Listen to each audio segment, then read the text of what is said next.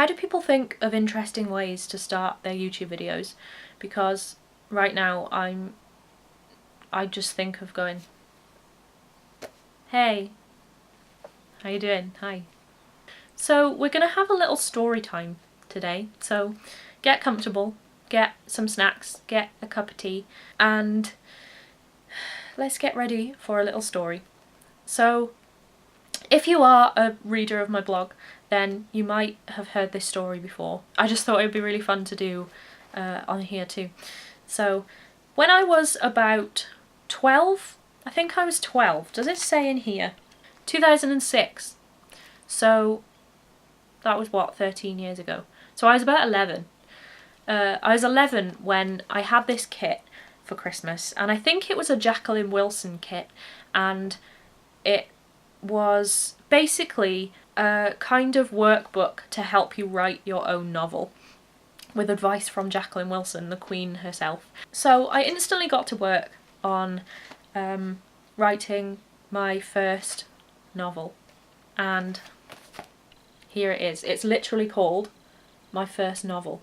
I thought I would read you my novel today, and don't be worried thinking that this is going to be like 4 hours long, because I'm going to read you an entire novel. I think I literally wrote like 16.5 pages was my whole novel. I wrote one chapter. It was a one-chapter novel. And I remember being so proud. My mother and father were so proud of this novel. And I was kind of thinking, oh my god, I'm going to be like a child to get my book published. Like, am I going to be the youngest person to get a book deal? I could like sell all these books and I can go to signings, and like people are going to get pictures with me because I'm going to write this best-selling novel.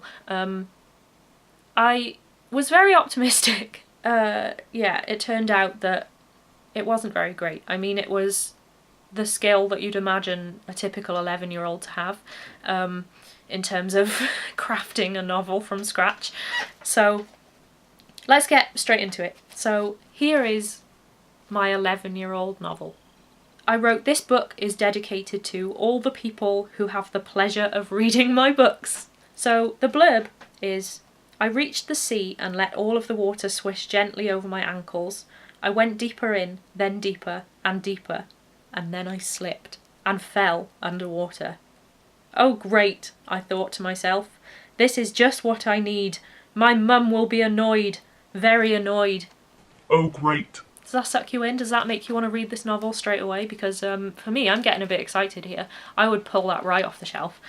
And especially with a cover like this. I mean, Chapter 1, Under the Sea. And by Chapter 1, remember, I mean the only chapter.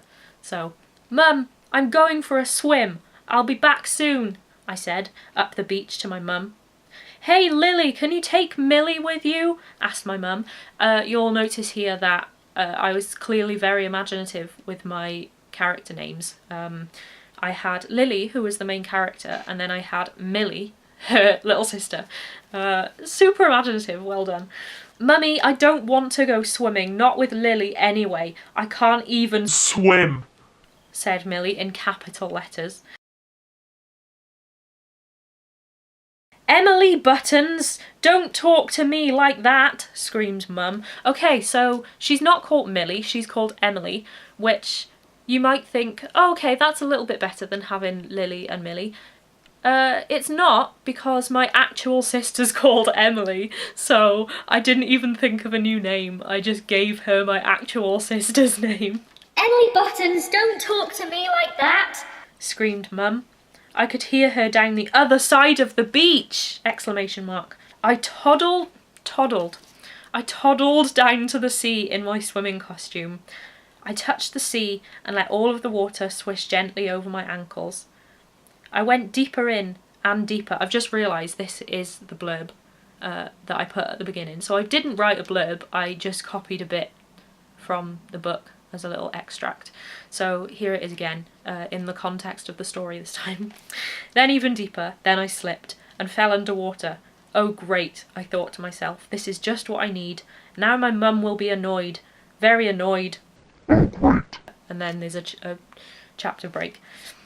Because I did those a lot, apparently. I didn't know how to transition between scenes, so I just did a chapter break with like, let me see if I can show you, little hearts.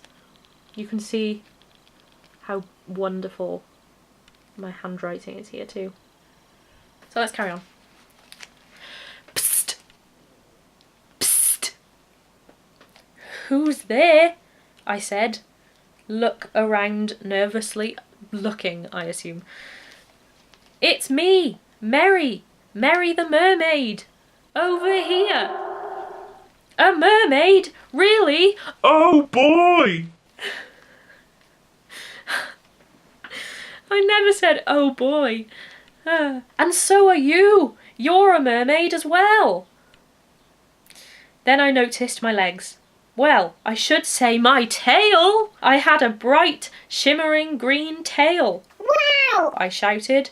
Me and Mary started doing a dance around the sea's bottom. Okay, that's kind of interesting wording there. So far, she's fallen into the sea, as you do. She's fallen down to the bottom of the sea. It's literally, you know when people say get in the sea? She literally got in the sea. And now she's just met a mermaid and she's not freaking out at all. She's just like, oh boy, a mermaid. And then they start to dance around the bottom of the sea. This is so cool. I love being a mermaid. Oh boy! There it is again, the famous oh boy. She's been a mermaid. She's just realised probably 15 seconds ago that she's a mermaid, and it's suddenly the best thing ever. She's not freaking out that she's just drowned. She could have just died, but she's excited about the fact that she's a mermaid. So, great start. Shall I take you to meet the others? Apostrophe S on others. Come on, you'll have so much fun. So Mary and I went arm in arm to meet the other mermaid friends. First, we went to meet Laurel. We knocked at the door and it opened straight away. Hi, Laurel, shouted Mary. I would like you to meet my new friend, Lily Buttons. She fell into the sea just like the rest of us. Bit of context thrown in there, good bit of world building. Isn't that amazing? The way that we all became mermaids the same way? No one's told Lily this at this point. Lily's fallen to the bottom of the sea, completely calm about it, she didn't care. And all these other mermaids have drowned too. Like, they've also somehow fallen into the sea. I assume, because I was writing this when I was about 11, that I was kind of picturing all of these characters to also be 11, so it's kind of a bit morbid, really, that a load of 11-year-olds have kind of just fallen into the sea and potentially drowned. Maybe this is some sort of weird mermaid purgatory, I don't know. I think I'm looking too much into this. I was 11. Isn't that amazing, the way that we all became mermaids the same way? Weird, admitted Laurel. Anyway, welcome to Under the Sea. So, I'm sorry, I keep stopping, but not only was I imaginative enough to name the character's sister the same name as my real life sister, but rather than coming up with some sort of interesting kind of imaginative new place name for where they live, you know, like, I don't know, Bikini Bottom in SpongeBob, this place under the sea is called Under the Sea. Hello, I'm Lily. I'm new here. I arrived about... let me see. Yes, I arrived about 15 minutes ago. How are you? I'm okay. It was a bit of a shock when I fell, though. I know, it was for all of us. Okay, clearly it wasn't too much of a shock because she was just kind of like, oh look, I have a tail. Hooray, I'm a mermaid. We had a chat for about 15 minutes and then went to meet some new friends. We met Astra and Coral, another imaginative name considering I've already got a Laurel. Laurel and Coral. They're probably sisters. Marigold, Daisy, and last of all we met Spiral and Sparkle. Then all 8 of the pretty slim mermaids took me to... I wrote took me twice. Took me to the other side of the sea. The other side of the sea. We just... we just pelted from one side of the entire sea to the other. and we were met by a plump woman who looked 30-odd.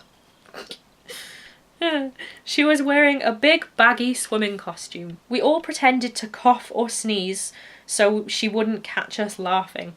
Rude. Just because she's got a baggy swimming costume and you're all pretty slim mermaids. "Hello, Ms. Snigglin," said Snigglin. So, as soon as I have the imagination to come up with a name, I come up with a name like Miss Snigglin. Where did I get that from? "Hello, Miss Snigglin," said Sparkle, trying really hard not to laugh. "Lillian, Megan, Rihanna Buttons." Rihanna here is spelled Rianah. That's interesting. "Lillian, Megan, Rihanna Buttons, please step forward onto the name machine," said Miss Snigglin. I stepped forward and said, "But I don't know what or where the name machine is, or whatever it's called. Where is it and what does it do?" Miss Snigglin just stared at me and pointed. I looked left. That's where she was pointing. Cool, thanks for that little bit of exposition. And saw a leaf with a plasma screen made out of clear seaweed. What's clear seaweed? That's weird, I thought. That's it. There's no more, there's nothing else to her thought there, just... Oh, that's weird. Cool. I think that's just her. That's Lily's attitude for this whole thing, I think. She's not like, what in God's name is going on? She's like, that's weird. Oh well, move on. I stepped onto the green leaf and then looked at Miss Snigglin. She pointed to a button on... What? She pointed to... I think it should say the bottom of the screen, but it says she pointed to a button on the button of the seaweed plasma screen. There's a button on a button, apparently. I pressed it and a buzzing sound came from the machine. This went on for about 5 minutes or so, very specific, and then the buzzing sound stopped. A word popped up in a window on the screen, which said, Scarlet. I stepped off the machine. "Congratulations, your new name is Scarlet. Off you go, bye now." More casual dialogue there, just... Alright, bye. "Here's your new name, off you go. Don't want to see you anymore." Miss Snigglin said, slowly in a robot-like voice. Okay, so I need to say that again. "Congratulations, your new name is Scarlet." Everyone shouted at once. "By the way, nice swimming costume you're wearing." They're not very nice, are they? No wonder she doesn't want to speak to them, because they're all bullies. And then we've got another chapter break. We got back in time for dinner. "Everyone, it's tuna fish seaweed sandwiches today. Served in 15 minutes, shouted Laurel from the underwater kitchen. Okay. Everyone else said. "Oh, I wish I had a car," I whined, and sat down on the sea bench. Everything's got to be sea something. Like, you can't even have a bench without it being a sea bench. So, by this point, just to cut in again, Lily has been under the sea and a mermaid for about 45 minutes now, I think. And she has a new name. She is swimming around with a mermaid tail. They've pelted from one side of the sea to the other. Nothing's shocked her yet. And now, without even learning about her surroundings or how she's going to live or why the hell she's not still on the beach and why she's drowned, but we'll ignore that for now. She now wants a car, despite her being 11 years old. So that's cool. Let me see. Do you know where Astra's house is? She just left. I think Astra has a car for sale in her backyard. It's apparently a dolphin car called Sky. Rush over to Astra's house now and take some money along with you. See ya, Lily. I mean Scarlet. There's no dialogue tag there, so I don't know who she was just talking to. Someone. Maybe they all said it in unison. They probably all said it in one go, knowing this story. They all just kind of sing-song in unison. I rushed to Astra's house and knocked on the door. It flew open. Hi. Ooh, hiya, Scarlet. What do you want? And I've literally written, what do you want? What do you want? Well, I came for a car. A car? Oh, a car. Yes, I have a car. She's a dolphin and her name is Sky. Which we've already discovered, so I probably didn't need to say that again, to be honest. You'll like her a lot. So off I went, whizzing along on my beautiful Sky. I changed gear, flipped the left indicator, and whizzed around the corner. So... so a dolphin has a gearbox and indicators. And they're at the bottom of the sea. I think, by the look of it, there are about 8 people, mermaids, sorry, living at the bottom of the sea. And they've still got to indicate road safety. I guess it's still important when you're under the sea. I slammed my brakes on and skidded to a stop. I called to the rest of my mer friends and they came round the corner in what looked like ... hula skirts. Why is that so dramatic? Why is this such a build-up? Why are you lot dressed like that? I asked my friends. Because... yes. Well, we're all going to try and escape from the sea, and we just decided to wear this lovely cool dress. We've got one for you as well. Go behind that big rock and change into it. Then we can get going. Come on! I'm so confused. They are all happy and dancing a second ago. Like, they've just encouraged Lili to go and buy her own car. They've just been making a big communal meal. Like, it all seems very happy.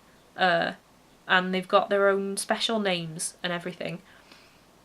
And then they all eat their tea, which I realised Lili didn't get any of because she was away buying a car while they were all having their tuna sandwiches, which surely mermaids are a kind of fish as well. I didn't consider this. Which is some sort of cannibalism? I don't know. Again, I think I'm looking too deeply into this.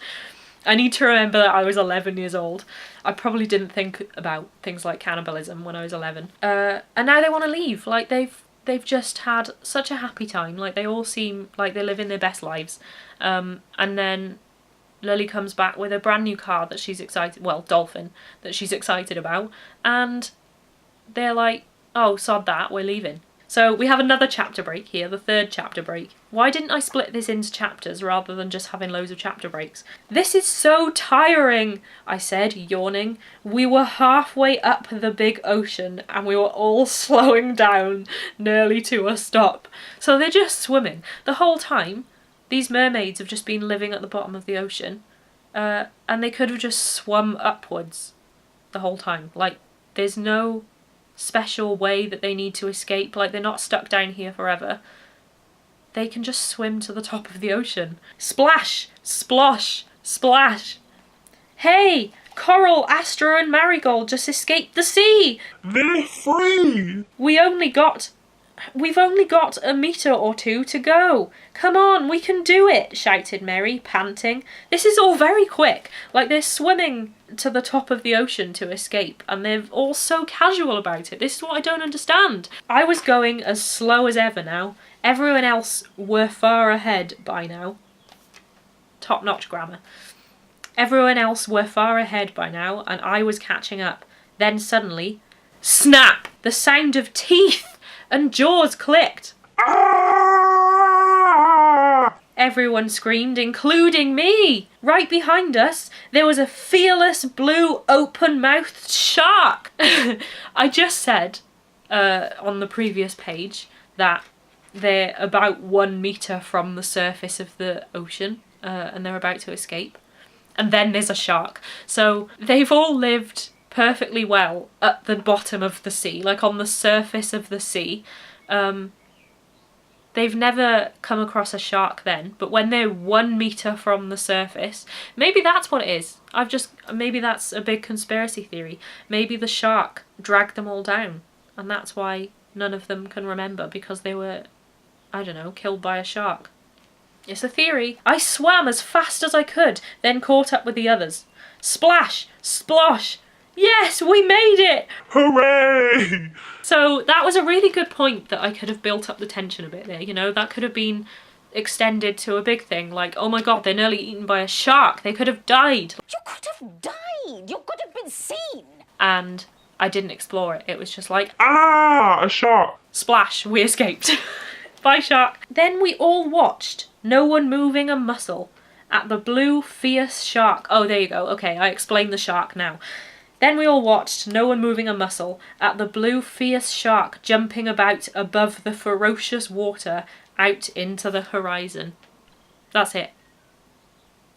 That's where I ended. And then obviously, I mean, look, clearly I wanted the next chapter to happen, but it never did. So there you go. That was Lily's adventure life. Personally, I'm kind of offended that nobody ever wanted to publish this. I wish that I had gone to find agents, because I could have been the youngest, well, probably not the youngest, but I could have been an 11-year-old published author by now with this. Can you imagine? This would have gone straight to the bestseller lists. I can see it now. I love reading stuff like this because it kind of shows how much I was still into writing when I was like 11. Like we were probably just about starting high school at this point, maybe even younger. And I was still so into writing then that I sat and wrote a novel. Let me know if you think it should have been published. You know, maybe it could make a great graphic novel. Maybe I could turn it into a kid's picture book, but I think there are just way too many plot holes and unanswered questions and unexplored tension. If you want to see some pictures and things of this, and if you want to see the whole story written out, then I'll link my blog post that I did a while ago. I think it was like last year, maybe the year before, where I wrote out the whole story, so you can see all of my interesting spelling mistakes and grammar mistakes, and my beautiful handwriting. Let me know if you like this, because I've got so many other things that I can read out. I've got journals and stories and all sorts that I've written over the years. So let me know what you think, and I'll see you soon. Bye!